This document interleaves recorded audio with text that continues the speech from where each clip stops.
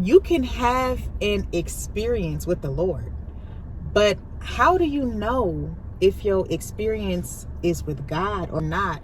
Because Satan also comes as the light. So like, how do you discern when you're hearing God's voice or not?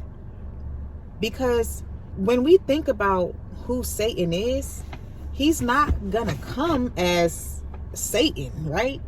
Well, it's also He's gonna like, come as the light, and the word says that too. So how do you discern when it's God speaking, or if it's you, or if it's demons?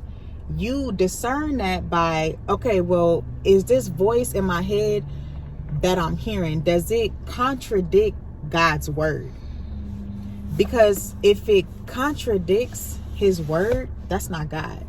If it contradicts God's righteousness, because there's a difference from human righteousness and the righteousness of God, right? So it's our job to know that by scriptures, because that's how God speaks. We have to learn that God is not human. that's true. I think that God's word is extremely important.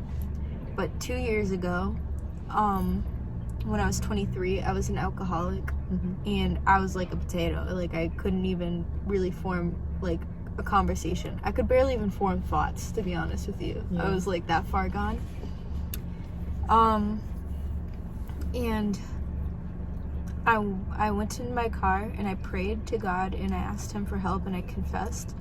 And then I heard God's voice audibly in my head for months and months. Never read the Bible. I just prayed to him and I had a relationship with him, and he started placing things in my life. And about 6 months in, I started feeling convictions. And then about a year and a half later, that's when I started actually picking up the Bible. Okay. I had dreams. I had heard God's voice in my head, and I would just pray like all the time. I stayed close with him. That's why I feel that a little bit of a confliction. I think the Bible is amazing. I think it's great. I think that it's a very powerful guide. And I believe we hit a point where we just need to know God more so. And how do you do that? It's through the word. I agree. But it's like, there's people on this earth that never have seen